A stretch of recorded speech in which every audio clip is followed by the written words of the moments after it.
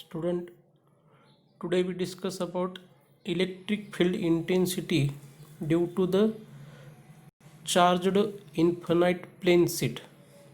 ह्याच्या आधी आपण स्पिरिकल बॉडीसाठी electric field intensity find out केलेली आहे. सेकंड ॲप्लिकेशन जे होतं गॉस थेरमचं, त्याच्यामध्ये आपण स्ट्रेट वायरसाठी electric field intensity find out केली आहे. हे आपलं थर्ड आर्टिकल आहे गॉस थेरमच्या ॲप्लिकेशनचं. तर थर्ड ॲप्लिकेशन काय आहे? Electric field intensity due to the charged infinite plane sheet. आता प्लेन शीट ह्याचा अर्थ काय? सपाट पृष्ठभाग. म्हणजे समजा आपण वहीचं कव्हर असेल, पुस्तकाचं कव्हर असेल, किंवा आपण लिहिण्यासाठी जे पॅड वापरतो ते पॅड असेल, तर हे सगळे प्लेन शीट आहेत. आता इन्फिनाइट प्लेन शीट म्हणलं याचा अर्थ त्याचा आकार मोठा असणार आहे सीटचा. तर अशा प्लेन शीटवर आपण काय करत आहोत? चार्जड माउंट करत आहोत. पॉझिटिव्ह चार्ज क्यू एवढा माउंट करतो आहे. तर फिगरमध्ये दाखवले पहा, एक प्लेन शीट दाखवलेली आहे.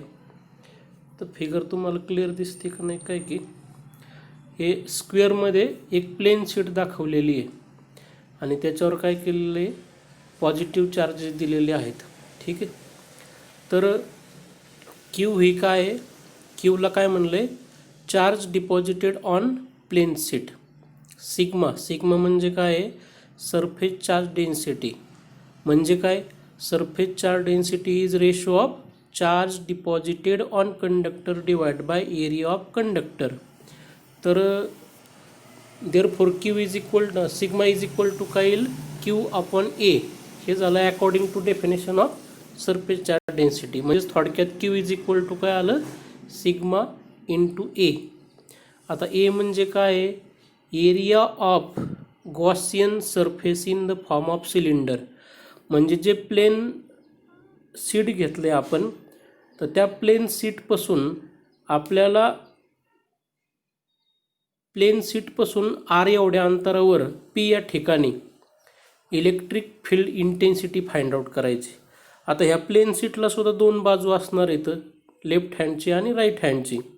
तर समजा राईट हँड साईड जी आहे तिथं आपण पी पॉईंट दाखवला आहे आर एवढ्या डिस्टन्सवर, आणि तेवढ्याच डिस्टन्सवर इकडच्या बाजूला पी डॅश हा पॉईंट दाखवलेला आहे.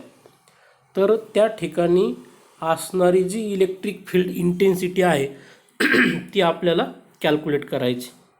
आता साहजिकच आहे की हे पी आणि पी डॅश जे पॉईंट आहेत ते एका सिलेंडरने जोडलेले आहेत. आता हा इमॅजिनरी आहे सिलेंडर, तर त्याच्यामुळे त्याला आपण गॉसियन सरफेस म्हणतोय. म्हणून इथं ए काय म्हणलेलं आहे? A is area of Gaussian surface in the form of cylinder. तर तो जो सिलेंडर आहे किंवा गॉसियन सरफेस आहे त्याचा एरिया कॅपिटल ईने आपण रिप्रेझेंट करतोय. आणि साहजिकच आहे ह्या प्लेन शीटवर पॉझिटिव्ह चार्ज दिलेले आहेत, तर त्याच्यामुळं पॉझिटिव्ह चार्ज जर असतील तर इलेक्ट्रिक फील्ड इंटेन्सिटीच्या डायरेक्शन कशी असते? Away from the charges. ठीक आहे. तर पुढं काय म्हणले? Small R. फिगरच्या खाली दिलं आहे पहा. स्मॉल आर म्हणजे काय आहे? Distance of point P and point P dash from the plane sheet. P आणि पी डॅशचं दोघांचं प्लेन शीटपासूनचं अंतर सेम आहे. किती आहे? आर. पीचं प्लेन शीटपासूनचं डिस्टन्स आर एवढं आहे आणि पी डॅशचं सुद्धा प्लेन शीटपासूनचं डिस्टन्स आर एवढं आहे. म्हणजे दोघांच्या मधली डिस्टन्स किती झालं? Twice R. पी आणि पी डॅशमधलं डिस्टन्स किती होईल? 2r एवढं होईल. आणि पी डॅश म्हणजे काय? गॉसियन सरफेस आहे, त्यालाच आपण इमॅजिनरी सरफेस म्हणतोय. ठीक. तर आपल्याला electric field intensity find out करायची आहे. तर डायरेक्ट त्यांनी काय म्हणलेलं आहे? Total electric flux through closed Gaussian surface is given by equation phi is equal to. Phi म्हणजे काय? टोटल इलेक्ट्रिक फ्लक्स आहे. तर फाय इज इक्वल टू काय? Total electric flux at a point P plus total electric flux at a point P dash. तर P या ठिकाणी जे काय टोटल इलेक्ट्रिक फ्लक्स आहे ते कॅल्क्युलेट करण्यासाठी काय घेतलं? Integration of E into D S. Closed integral E into D S to the base P plus in bracket closed integral E into D S at point P dash. P आणि P dash या दोन्ही ठिकाणी electric flux separate लिहिलं आहे. E constant आहे तो बाहेर घेतला, integration of D S at point P, आणि दुसरीकडे सुद्धा काय केलं आहे, ई कॉमन घेतला, integration of D S at a point P dash. आता पी या ठिकाणी जो काय सिलेंडर आहे त्याचा एरिया किती, ए एवढा आहे, आणि पी डॅशच्या तिकडचा साईडचा सुद्धा एरिया किती सिलेंडरचा, ए एवढा आहे. कारण आपण कन्सिडर करतानाच एला काय म्हणलेलं आहे, capital A is area of Gaussian surface in the form of cylinder. तर त्याचा जो काय टोटल सरफेस आहे तो आपण ए घेतलेला आहे, एका बाजूचा आणि दुसऱ्या बाजूचा ए. तर फाय इज इक्वल टू काय आलं, ई ए प्लस ई ए, म्हणजेच किती झालं, ट्वाईस ई ए. ह्याला इक्वेशन 1 म्हणलं आहे. But according to Gauss theorem, काय सांगतो Gauss theorem, total electric flux phi is equal to Q upon epsilon 0. This is equation 2. Compare equation 1 and 2. Left hand side कशा आहेत, सेम आहेत, म्हणजे राईट हँडसुद्धा कशा असले पाहिजेत, सेमच असले पाहिजेत. म्हणून आपण काय लिहितोय, twice E into A is equal to Q upon epsilon 0. आपल्याला ईसाठी इक्वेशन पाहिजे, ई आहे तसंच जागेवर ठेवला, क्यू अपॉन 2a ॲप्सिलॉन 0. ठीक आहे, त्याला इक्वेशन 3 म्हणलं आहे. But Q is equal to sigma A, म्हणजे आपण सरफेसच्या डेन्सिटीची डेफिनेशन पाहिली त्याच्यानुसार इथं स्टार केले पहा. सिग्मा म्हणजे काय, क्यू अपॉन ए, म्हणजेच क्यू इज इक्वल टू काय येईल, सिग्मा इंटू ए. तर ते स्टारची जी व्हॅल्यू आहे क्यूची ती इथं आपण यूज केली. तर क्यूची व्हॅल्यू सिग्मा ए जर टाकलं तर ई इज इक्वल टू काय येईल, sigma A divide by 2a ॲप्सिलॉन 0.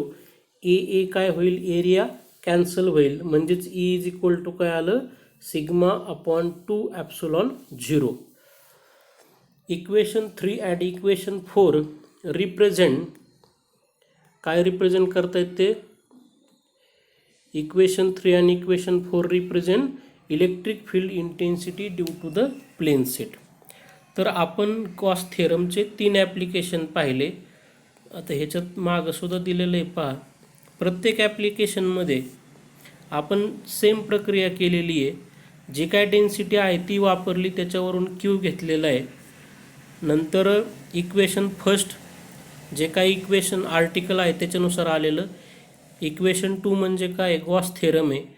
Equation 3 म्हणजे काय आहे, इक्वेशन फर्स्ट आणि सेकंडचं कम्पॅरिझननुसार आलेला ई आहे. आणि इक्वेशन 4 म्हणजे काय आहे, क्यूची व्हॅल्यू टाकून आलेलं इक्वेशन आहे. तर प्रत्येक ॲप्लिकेशनमध्ये आपण सेम हेच केलेले. तुम्ही मागचे इक्वेशन पाहिले तर तुमच्या लक्षात येईल आपण प्रत्येक ठिकाणी तेच केलेलं आहे. Equation first, equation second, compare equation first and second, equation third मिळतं आणि थर्डमध्ये क्यूची व्हॅल्यू यूज करून इक्वेशन 4 मिळणार आहे. तर प्रत्येक ठिकाणी तीच प्रक्रिया आपण अवलंबलेली आहे. तर अशा आपण गॉस थेरमचे काय पाहिले, 3 ॲप्लिकेशन पाहिले. आता पुढचं जे आर्टिकल आहे ते कशाशी रिलेटेड आहे, इलेक्ट्रिक पोटेन्शियलची. ठीक आहे, electric potential energy which is represented by D you और डेल्टा यू. एक तर आपण डी यूनी रिप्रेझेंट करतो किंवा डेल्टा यूनी रिप्रेझेंट करत असतो. आता इलेक्ट्रिक पोटेन्शियल एनर्जी म्हणजे काय, ज्यावेळेस आपल्याला नंबर ऑफ चार्जेस एकत्र आणायचे असतील, एकत्र आणतो याचा अर्थ काय, आपण त्यांची असेंब्ली तयार करत असतो. ठीक आहे, system of N number of charges, म्हणजे बरेचसे चार्जेस आपण एकाच ठिकाणी एकत्र करत असतो. तर ते चार्जेस एकत्र करण्यासाठी जे काय वर्क डन घडून येतं तर त्याला म्हणायचं इलेक्ट्रिक पोटेन्शियल एनर्जी. म्हणजेच थोडक्यात work done is equal to electric potential energy. आता वर्क डन का घडून आणावं लागतं, तर आपण इथं जे कन्सिडर करतो हे सगळे पॉझिटिव्ह चार्जेस आहेत. म्हणजे जे चार्जेस एकत्र आणायचे आहेत आपल्याला ते सगळे सिमिलर चार्जेस आहेत, लाईक चार्जेस आहेत. आणि लाईक चार्जेसमध्ये काय असतं, रिपल्शन असतं, हे आपल्याला माहिती आहे. म्हणजे जर पॉझिटिव्ह चार्जेस एकत्र आणायचे असतील तर त्यांच्यामध्ये रिपल्शन होणार आहे. म्हणजे पहिला चार्ज हा दुसऱ्याला जवळ येऊ देणार नाही, म्हणजे त्याचा अपोजिट जवळ येण्याला, तरीसुद्धा आपण त्याला जवळ आणतोय त्याच्या, तर त्याच्यामध्ये रिपल्सिव्ह फोर्स असणार आहे. तो असतानासुद्धा त्यांना आपण एकत्र आणायचं काम करतोय. तर हे एकत्र आणण्यासाठी, अपोज असतानासुद्धा एकत्र आणण्यासाठी जे वर्क घडून येतं आहे त्यालाच काय म्हणायचं, electric potential energy represented by D U or delta U. तर डेफिनेशन सोपी लिहिली, जास्त काही शब्दांचा वापर नाही केलेला. Amount of work done to assemble, assemble याचा अर्थ काय, एकत्रित आणणे. System of number of charges, म्हणजे एकापेक्षा जास्त चार्जेसची आपल्याला काय करायची आहे, एकत्र आणून सिस्टीम तयार करायची. तर त्याला काय म्हणतोय, is called as electric potential energy and represented by D U or delta U. म्हणजेच थोडक्यात काय, amount of work done is equal to electric potential energy. जे काय वर्क डन घडून येतं आहे त्यालाच इलेक्ट्रिक पोटेन्शियल एनर्जी म्हणायचं. म्हणजेच थोडक्यात W is equal to D U किंवा डेल्टा यू. तर पुढं काय म्हणले पहा, सपोज एफ काय रिप्रेझेंट करतोय, force. D R represent displacement. D U काय रिप्रेझेंट करतोय, electric potential energy. W work done. आता वर्क डनचं आपल्याला माहिती आहे काय फॉर्म्युला असतो, work done is equal to force into displacement. आता वर्क डन म्हणजेच काय, इलेक्ट्रिक पोटेन्शियल एनर्जी. तर वर्क डनच्या ऐवजी खाली आपण काय लिहिलं आहे, इलेक्ट्रिक पोटेन्शियल एनर्जी लिहिलं आहे, is equal to force into displacement. Electric potential energy is represented by D U, force is represented by F and displacement is represented by D R. Therefore D U is equal to F into D R. तर हे आपल्याला electric potential एनर्जीसाठी basic equation मिळालं. आता पुढं article पाहायचं आहे आपल्याला, expression for electric potential energy. म्हणजेच डी यू किंवा डेल्टा यूसाठी आपल्याला इलेक्ट्रिक पोटेन्शियल एनर्जी लिहायची आहे, काढायची आहे. ठीक आहे.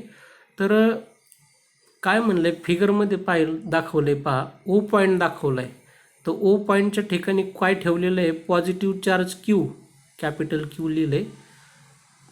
Positive charge Q, capital Q is placed at point ओ.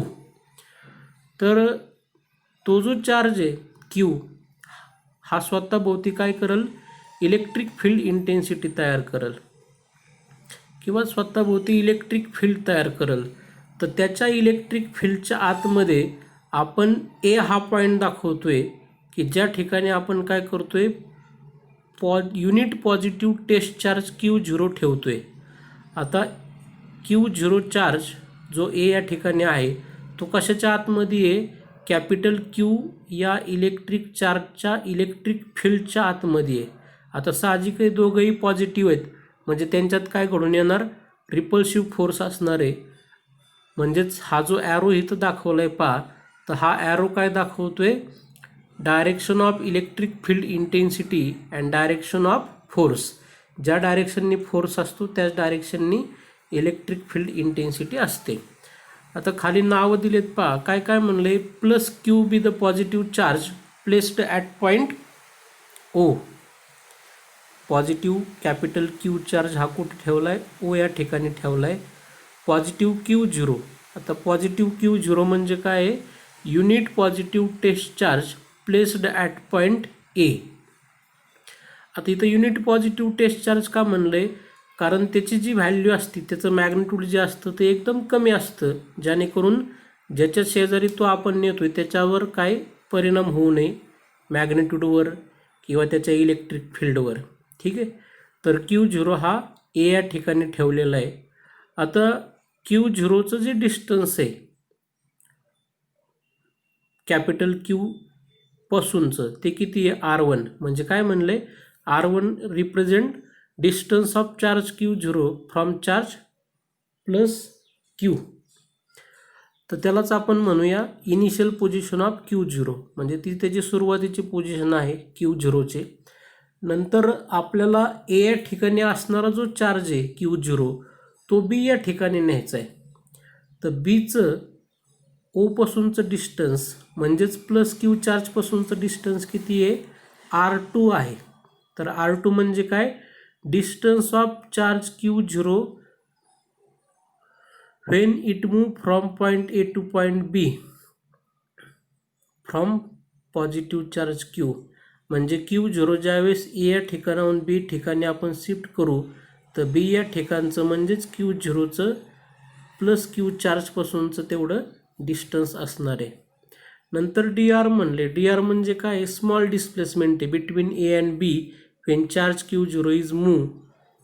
म्हणजे ज्यावेळेस आपण चार्ज Q0 मूव करतोय तर कुठली एक इंटरमिडिएट स्टेज आहे ज्याला आपण डिस्प्लेसमेंट म्हणतोय DR. ठीक आहे. नंतर काय म्हणलंय पहा, नाव amount of work done to move Q0 through small displacement DR. म्हणजे DR एवढी जर डिस्प्लेसमेंट आपल्याला द्यायची असेल तर किती वर्क डन घडून यावं लागेल. आता work done is equal to काय असतं, फोर्स इंटू डिस्प्लेसमेंट. आणि जे काय वर्क डन आहे तेच कशाची इक्वल असतं, इलेक्ट्रिक पोटेन्शियल एनर्जीच्या, ज्याला आपण DU म्हणतोय.